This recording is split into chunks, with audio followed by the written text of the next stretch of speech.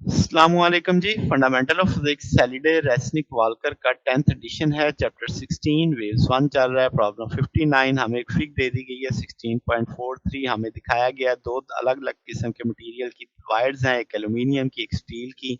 Aluminium की wire की लंबाई दे दी गई है 60 सेंटीमीटर, उसका क्रॉस सेक्शनल एरिया दे दिया गया, उसकी डेंसिटी दे दी गई है लीनियर डेंसिटी। फिर इसी तरह स्टील वायर की डेंसिटी दे दी गई है, उसका क्रॉस सेक्शनल एरिया सेम है, यानी जितना स्टील का है उतना ही एल्यूमिनियम का है। फिर कंपाउंड वायर का जो टोटल मास है 1 केजी का दे दिया, इसने 1 केजी के ब्लॉक ने इस वायर को उठाया हुआ है। अब वो कहता है डिस्टेंस L2 यानी के जो कि स्टील वायर की जो लेंथ है वो ज्वाइन कर रही है पुली के साथ 86.6 सेंटीमीटर पे। ओके हो गया। अब वो कहता है ट्रांसफर वेव सेटअप की एक्सटर्नल सोर्स की मदद से नोड इज एट द पुली, यानी इस पॉइंट पे नोड जनरेट हो रहा है। लोएस्ट फ्रीक्वेंसी हमने बतानी है, यानी सबसे कम फ्रीक्वेंसी फंडामेंटल कह लो। A standing wave can join at of the node. फिर कहता है कितने नोड आप ऑब्जर्व करोगे इस फ्रीक्वेंसी पे। अब जनाब पहली बात तो हमें एक चीज समझनी है कि दोनों इस वायर और इस वायर में फ्रीक्वेंसी क्या रहने वाली है, सेम रहने वाली है। तो इस सेक्शन में भी इस सेक्शन में भी। तो पहले मैं एल्यूमिनियम वायर को लेके चलता हूँ। अब हम जानते हैं कि उसने लोएस्ट की बात की है, तो मैं एन की जगह 1 डिस्कस कर लूंगा। तो ये आपके पास लैम्डा 1 12 N1 आ जाएगा। 1 यानी एल्यूमिनियम वाले केस के लिए चल रहा है। अब क्या है जी, V equal to F lambda होता है, तो हम यहाँ से फ्रीक्वेंसी सेम रखते हैं, तो V1 ओवर लैम्डा 1 की ये वैल्यू इसमें प्लेस कर देते हैं। अब वेलोसिटी हम जानते हैं टेंशन ओवर लीनियर डेंसिटी होता है, वो डाल देंगे।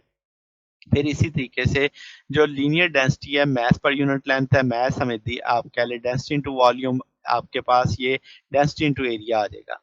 अब इसमें देखो मैंने ये एल्यूमिनियम के लिए है, मैंने टेंशन और एरिया के साथ 1 नहीं लगाया क्योंकि टेंशन दोनों वायर्स के लिए क्या है, सेम। और क्रॉस सेक्शनल एरिया भी दोनों के लिए क्या है, सेम।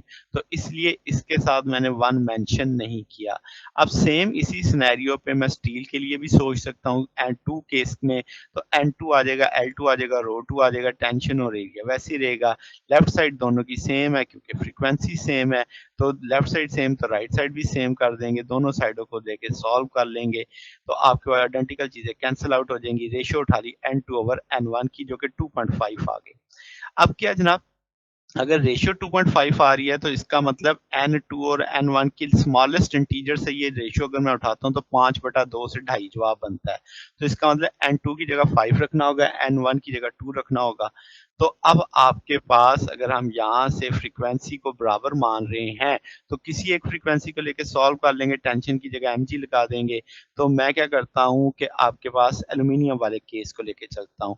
तो एल्यूमिनियम की डेंसिटी भी पता थी, एरिया भी पता था, मास भी पता था वायर का, तो मैं जो हैंग था, तो और आपके पास लेंथ भी पता थी।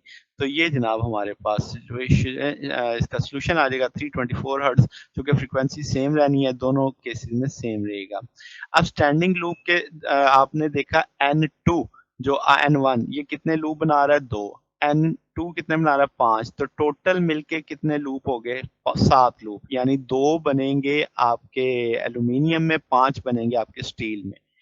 तो अब आपके पास टोटल 7 लूप हैं, तो नोड कितने हो जाएंगे, एक नोड, क्योंकि एंड पॉइंट वाला नोड भी तो उसमें शामिल करना है ना।